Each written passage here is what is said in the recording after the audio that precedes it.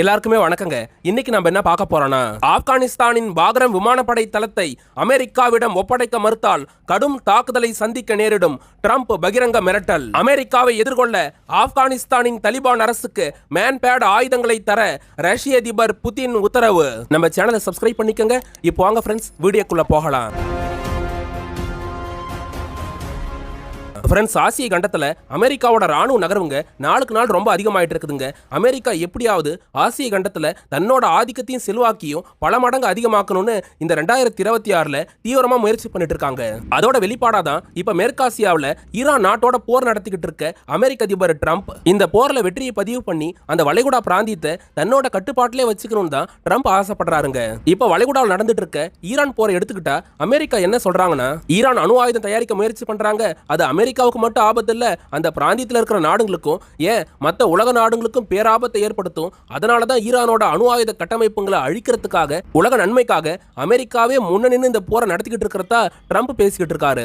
இதெல்லாம் மேலோட்டமா இருக்கிற விஷயங்க. அதுவே ஜியோ பாலிடிக்ஸ்ல ஆழமா நீங்க உள்ள போய் பாத்தீங்கன்னா, அமெரிக்கா இந்த போரை நடத்துறது மூலமா அந்த பிராந்தியத்துல அமெரிக்காவோட பவர் பாலிடிக்ஸை பல மடங்கு அதிகமாக்க முடியும். அதோட சேர்த்து இஸ்ரேலுக்கு எகென்ஸ்டா போர் நடத்தணும்னு நினைக்கிற ஒரு நாட்டையும் தன்னோட கட்டுப்பாட்டின் கீழே கொண்டு வர முடியும்னு ட்ரம்ப் நினைக்கிறாருங்க. அதே சமயம் ஈரான் நாட்டில் அமெரிக்கா நினைச்ச மாதிரி ஆட்சி மாற்றத்தை கொண்டு வர முடியலங்க. ஒருவேளை அமெரிக்காவுக்கு ஏத்த ஒரு அரசாங்கத்தை அவங்களால கொண்டு வர முடிஞ்சிருந்ததுன்னா ஈரான் நாட்டோட கச்சா எண்ணெய் வளங்களும் அமெரிக்காவுக்கு கிடைச்சிருக்கும். அதோட சேர்த்து அந்த பிராந்தியத்தில் உலக பொருளாதாரத்தை ஏற்கிற வழித்தடமான ஸ்ட்ரெய்ட் ஆஃப் ஹார்மோஸ் கடல் பகுதியும் ட்ரம்போட கைவசம் போயிருக்குங்க. கூடுதலா உலகம் முழுக்க அமெரிக்கா ஃபாலோ பண்ணிட்டு இருக்க ஸ்ட்ராட்டஜியான மற்ற நாடுகள்ல அமெரிக்காவுக்கு சொந்தமா கொஞ்சம் இடமாவது இருக்கணும், அதாவது அந்த நாடுகள்ல அமெரிக்காவோட ராணுவ தளங்களை கொண்டு வர அந்த திட்டத்தையும் ஈரான்ல அமெரிக்கா சாத்தியப்படுத்தி இருப்பாங்க.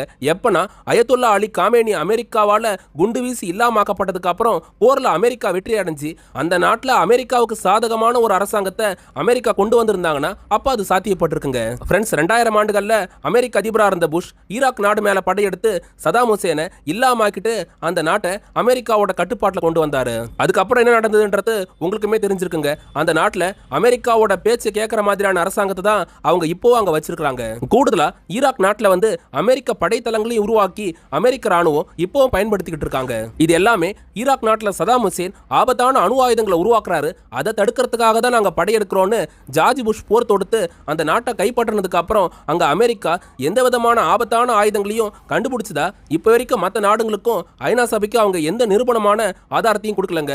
ஆனா அந்த நாட்டோட கச்சா எண்ணெய் வளங்களையும் அந்த நாட்டில் படைத்தளங்களையும் மட்டும் அமெரிக்கா உருவாக்கிக்கிட்டாங்க. இப்படி அமெரிக்காவோட பிரதான ஸ்ட்ராட்டஜியா இருக்க மற்ற நாடுகள்ல படைத்தளங்களை கட்டமைக்கிற அந்த ஸ்ட்ராட்டஜி எப்படி செயல்படுது, அமெரிக்கா ஏன் மற்ற நாடுகள்ல ராணுவ தளங்களை உருவாக்குறாங்க, அது மூலமா அவங்க என்ன ஆதாயத்தை அடையறாங்கன்றத நான் டீட்டெயிலா சொல்றேங்க.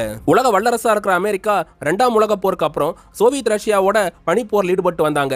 அந்த காலகட்டத்தில இருந்தே அமெரிக்கா மற்ற நாடுகள்ல ராணுவ தளங்களை உருவாக்குற அந்த ஸ்ட்ராட்டஜியை ஃபாலோ பண்றாங்க.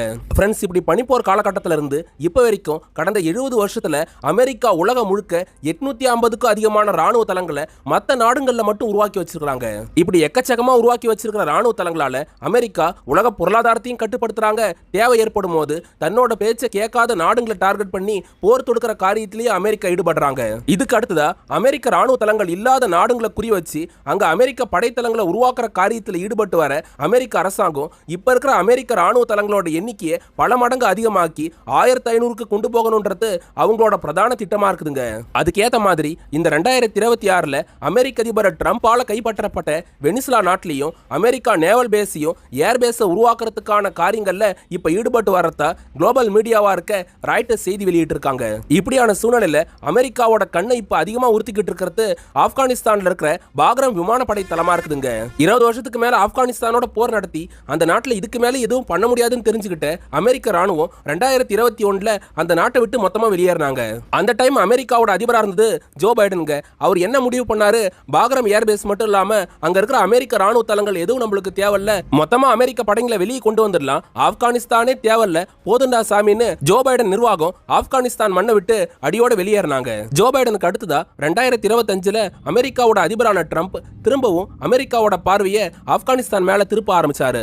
அரபு நாடுகளால கொண்டு வரப்பட்ட அமைதி ஒப்பந்த பிரகாரம் ஆப்கானிஸ்தான் மண்ணை விட்டு அமெரிக்கா வெளியே வந்ததுல பிரச்சனை இல்ல. ஆனா அமெரிக்க அதிபராக இருந்த பைடன் முட்டாள்தனமா ஒரு காரியத்தை பண்ணி வச்சிருக்காரு. அந்த நாட்டோட பாக்ரம் ஏர்பேஸை அமெரிக்க அமெரிக்கா தான் எக்கச்சக்கமா செலவு பண்ணி அந்த ஏர்பேஸை கட்டமைச்சு பல மடங்கு வலிமையா உருவாக்கிட்டு அந்த ஏர்பேஸை தாலிபான் அரசாங்கத்துக்கிட்ட ஒப்படைச்சிட்டு அமெரிக்கா வெளியே வந்தது தப்பான காரியம். அதனால அமெரிக்காவுக்கு பல இழப்புங்க ஏற்படுதுன்னு ட்ரம்ப் பகிரங்கமா பேசியிருந்தாருங்க.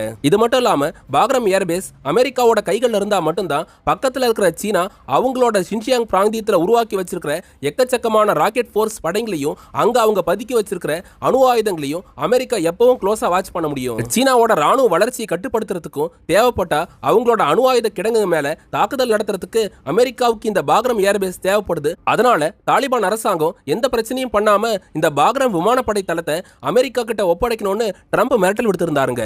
இப்ப ரீசெண்டா சைனாவோட பெய்ஜிங்க்கு நேரடியா பயணப்பட்டு அந்த நாட்டோட அதிபரை சந்திச்சு ட்ரம்ப் பேசியிருந்தாலும் சைனா அமெரிக்கா நாடுகளுக்கு நடுவுல பெரிய அளவுல எந்த முன்னேற்றமும் ஏற்படலங்க. தைவான் அதுக்கப்புறம் ஈரான் விவகாரத்திலையும் ஏன் பொருளாதார ரீதியான விஷயங்கள்லயும் ரெண்டு நாடுகளும் முரண்பட்டு நின்னாங்க. இது எல்லாத்தையும் தாண்டி சைனாவில் அமெரிக்க அதிபர் ட்ரம்ப்புக்கு பெரிய அளவுல எந்த மரியாதையும் சீனா கொடுக்கவே இல்லை. இது எல்லாத்தையும் மனசுல வச்சு சைனாவோட ராணுவ வளர்ச்சியை கட்டுப்படுத்துற விதமா ஆப்கானிஸ்தானோட பாக்ரம் விமானப்படை தளத்தை கைப்பற்றதுக்கு ட்ரம்ப் புதுசா திட்டங்களை வகுத்துட்டு வரதா குளோபல் மீடியாவா இருக்க தி அசோசியேட்டட் பிரஸ் வந்து செய்தி வெளியிட்டு இருக்காங்க.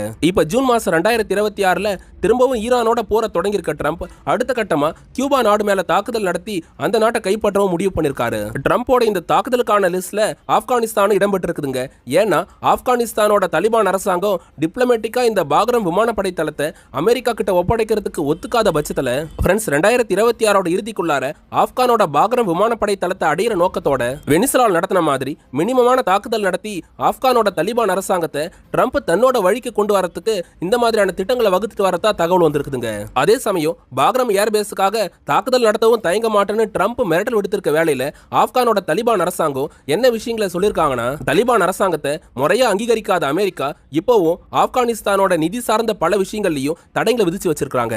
ஆப்கானிஸ்தானோட பாக்ரம் விமானப்படை தளத்தை அடையணுன்ற ஒரே நோக்கத்துக்காக பொருளாதார ரீதியாகவும் ராணுவ ரீதியாகவும் ஆப்கானோட தாலிபான் அரசாங்கத்துக்கு அழுத்தம் கொடுத்துட்டு வர ட்ரம்ப்புக்கு எந்த காலத்திலையும் ஆப்கான் அரசாங்கம் அடிபணியாதுன்னு நேரடியாவே சொல்லியிருக்காங்க. இதோட சேர்த்து நாங்க சீனா ரஷ்யாவுக்கு தான் துணையா நிப்போம்னு அவங்க தரப்புல ஸ்டேட்மெண்ட் கொடுத்திருக்காங்க. கடந்த 2025 செப்டம்பர் மாசத்துல இருந்து இந்த 2026 பாகிஸ்தான் ஆப்கானிஸ்தானுக்கு எதிராக ஏர் ஸ்ட்ரைக்குகள் நடத்திட்டு வராங்க. இந்த ஏர் ஸ்ட்ரைக் போற வெளிப்படையா கண்டிக்கிற மாதிரி ட்ரம்ப் நிர்வாகம் பேசிட்டு வந்தாலும் மறைமுகமா பாகிஸ்தான் மூலமா அழுத்தம் கொடுத்து ஆப்கானிஸ்தானோட பாக்ரம் விமானப்படை தளத்தை எப்படியாவது அடையணும்னு தான் ட்ரம்ப் ஆசைப்படுறாருங்க. ஃப்ரெண்ட்ஸ், இந்த மாதிரியான நிலைமையில ஆப்கானிஸ்தானோட தாலிபான் அரசாங்கத்தை வெளிப்படையா அங்கீகரிச்ச ரஷ்ய அதிபர் விளாடிமிர் புதின் ஆப்கானிஸ்தான் அரசாங்கத்துக்கு பொருளாதார ரீதியா ராணுவ ரீதியாவும் அவர் பல உதவிகளை பண்ணிட்டு வராரு. அந்த அடிப்படையில இப்ப ரஷ்யா ஆப்கானிஸ்தானுக்கு நடுவுல டிஃபென்ஸ் அக்ரிமெண்ட் போடப்பட்டிருக்குதுங்க. புதினோட உத்தரவுப்படி ரஷ்யாவோட ஃபாரின் மினிஸ்டரா இருக்க செர்ஜி லாரோவ், அதுக்கப்புறம் ஆப்கானிஸ்தானோட ஃபாரின் மினிஸ்டரா இருக்க அமீர் கான் முக்தாக்கிக்கு நடுவுல பேச்சுவார்த்தை நடத்தப்பட்டு இப்ப புது டிஃபென்ஸ் அக்ரிமெண்ட் போடப்பட்டிருக்குதுங்க. இந்த டிஃபென்ஸ் அக்ரிமெண்ட் பிரகாரம் ரஷ்யா ஆப்கானிஸ்தான் ராணுவத்துக்கு தேவைப்படுற ராணுவ தளவாடங்களை தொடர்ந்து கொடுக்கும்னு ரஷ்யா அறிவிச்சிருக்காங்க. முதல் கட்டமா ஆப்கானிஸ்தான் ராணுவத்துக்கு தேவைப்படுற 500 1000க்கு அதிகமான மேன்பேட் ஏவுகணைகளை ரஷ்யா கொடுக்க இருக்குதுங்க. அடுத்த கட்டமா ஆப்கானிஸ்தான் ராணுவத்துக்கு அசால்ட் ரைஃபிள்ஸ்ங்க, அட்டாக் ஹெலிகாப்டர்ஸ் உட்பட இன்னும் பல ஆயுதங்களையும் ரஷ்யா கொடுக்க இருக்கிறதா ரஷ்யாவோட அதிகார மையமா இருக்க கிரெம்ளின் தன்னோட ஸ்டேட்மெண்ட்டை வெளியிட்டிருக்காங்க. 1980களில் பாத்தீங்கன்னா அப்போதைய சோவியத் யூனியன் ரஷ்யா இந்த ஆப்கானிஸ்தான் நாடு மேல நேரடியா போர் தொடுத்தாங்க. அந்த போர்ல எக்கச்சக்கமான இழப்புகளையும் ரஷ்யா சந்திச்சாங்க. ஏன் சோவியத் யூனியன் உடையறதுக்கு ஆப்கான் போரும் ஒரு காரணமா இருந்ததுங்க. ஆனா ஜியோ பாலிடிக்ஸ்ல நிரந்தர நண்பனும் கிடையாது, நிரந்தர எதிரியும் கிடையாதுன்றதுனால இன்னைக்கு ஆப்கானோட தாலிபான் அரசாங்கத்துக்கு புதின் வந்து உதவிக்கார நீட்டி இருக்கிறாரு. 25 வருஷத்துக்கு மேல ரஷ்யாவோட அதிபரா இருந்துட்டு இருக்க புதின் உலகத்தோட ஜியோ பொலிட்டிக்கல் நகர்வுகளை ஒவ்வொன்றையும் உன்னிப்பா நோட் பண்ணக்கூடிய ஆளா இருக்காரு. அதனால தான் தன்னோட ராஜதந்திர நகர்வுகளை எல்லா நாடுகள்லயும் தெளிவா அவர் பண்ணிட்டு இருக்காரு. உக்ரைன் போர் காரணமா அரபு நாடுகள்ல ஒன்னா இருக்க சிரியாவில் தன்னோட செல்வாக்கை இழந்திருந்தாலும் இப்போ தன்னோட செல்வாக்கு அதிகமாக்குறதுக்கு ஈரான், அதுக்கப்புறம் ஆப்கானிஸ்தானுக்கு ரஷ்யா உதவி பண்றாங்க. ஈரான் இப்ப அமெரிக்காவோட நடத்திக்கிட்டு இருக்க போர்லையும் அமெரிக்காவோட ஆயுத பலத்தை நேரடியா சமாளிக்கிறதுக்கு ஈரானுக்கு ரஷ்யா முடிஞ்ச அளவுக்கு டெக்னாலஜிக்கல் சப்போர்ட்டையும் ஆயுத உதவிகளையும் மறைமுகமா பண்ணிட்டு இருக்காங்க. இப்ப ஆப்கானிஸ்தானை பாதுகாக்க அவங்களோட புது டிஃபென்ஸ் டீலை கொண்டு வந்திருக்காங்க. அமெரிக்க அதிபர் ட்ரம்பால ஆப்கானிஸ்தானோட பாக்ரம் ஏர்பேஸ் கைப்பற்ற முடியுமா? நீங்க என்ன நினைக்கிறீங்கன்றத கமெண்ட்ல பதிவு பண்ணுங்க.